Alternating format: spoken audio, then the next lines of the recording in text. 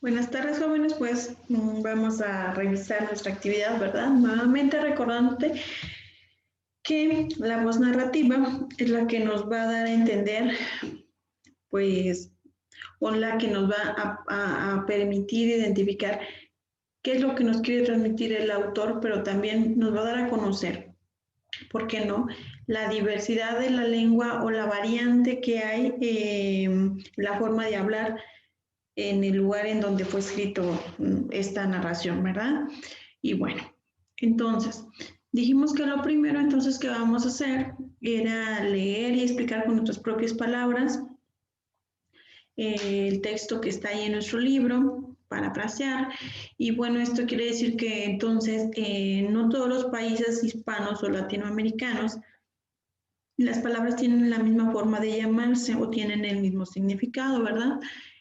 Por ejemplo, nosotros en México, cana lo conocemos como aquel cabello que tenemos ya color blanco, como una herencia que nos dejan en el ámbito familiar, ¿verdad? Aquellas personas que tienen el cabello completamente de color claro o blanco, vuelvo a repetir. Mientras que la historia del Doctor Sandwich, recordemos que Cana y ellos llaman así a lo que nosotros conocemos como policía o guardia de seguridad, ¿verdad? Muy bien.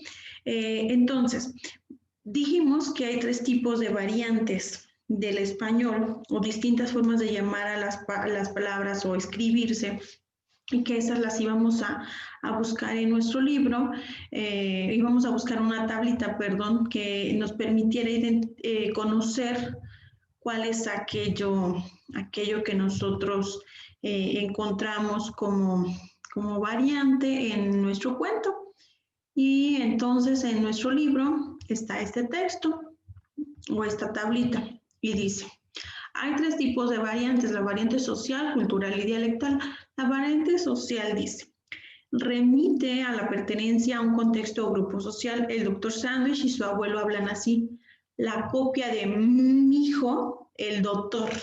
Estamos hablando en el ámbito social, ¿por qué no?, de cuando incluso las personas no tienen un lenguaje muy formal y expresan como al natural la palabra sin detalles como explicar exactamente que no se dice doctor, sino doctor. Cuando nosotros pertenecemos a un contexto un poco más preparado, nos percatamos de que doctor está mal dicho, ¿verdad? Pero ellos, su contexto, acuérdense que en la historia del doctor Sandwich, ellos son unas personas humildes, ¿verdad? Por lo tanto, la gente con la que se relaciona no es un lenguaje muy formal, muy propio. Por lo tanto, expresan tal y como está. En nuestra casa lo podemos ver con nuestros abuelos, con nuestros tíos, que seguramente el grado de escolaridad que ellos tuvieron no les permitió como tal identificar que hay palabras que decimos, porque todas las decimos, y que no están correctamente dichas, ¿verdad? Pero eso se refiere al ambiente o al contexto, como dice aquí, en que se desenvolvió. No era muy necesario que dijera medicina exactamente ese nombre si, por ejemplo, el abuelo, el hermano le dijo que pásame la medicina, por ejemplo, no hubo como esa corrección. Por lo tanto, creció hablando de esta forma, ¿sí? Esto se refiere a lo que nos inculcaron. La variante cultural dice, esta expresa las diferencias en el conjunto de costumbres, modos de vida, formas de expresión respecto a diferentes situaciones en un grupo social. La cultura refleja en todos los pueblos la manera de expresarse. Ejemplo, dice, preguntó uno, cebándose un mate. Para nosotros preguntó otro, perdón, cebándose un mate, es como que, ¿y qué me quiso decir? No sé, ¿verdad? Bueno, esto seguramente se refiere más que nada al espacio en que ellos propiamente tienen ya una lengua. Nosotros mate, seguramente lo hemos escuchado, pero más como en inglés. En el caso de esta variante cultural desconocemos, ¿verdad? Dice por ahí, vamos a ver si nos da un poco de más de detalle. Dice, la costumbre de beber mate en Argentina, nosotros pensaríamos que es café, remite al deseo de socializar entre dos o más personas y tiene distintos significados como señal de bienvenida, para compartir entre amigos o familiares por el gusto de saborearlo. Ahí está, ¿sí? Cebándose, nosotros diríamos tomándonos un café, un helado, algo así, ¿verdad? Muy bien, pero esto es en Argentina, que tienen propiamente otra cultura, pues ellos lo conocen así. Variante dialectal. Está relacionada con las distintas formas de pronunciación de palabras, sonidos y forma, o su vocabulario. Ejemplo, un pebete de jamón y queso. Quizá una torta de jamón y queso, nosotros la conocemos así. Me dolía un poco estar contando fetas de queso. Desconocemos, ¿verdad?, qué es una feta de queso. A la hora del almuerzo, los empleados largan mate. Acuérdense que en el cuento del Dr. Sandwich, ellos lo ponían, los empleados largan mate lo ponían como un espacio que destinaban ellos para ir a algún lugar a tomar bebida, ¿verdad? Alguna bebida y que nosotros conocemos como ¿cómo les llaman? El convivio en donde se reúne la gente a beber alguna sustancia un poquito más alcoholizada, ¿verdad? Un refresco. Dice, volveré mañana, me pidieron otros.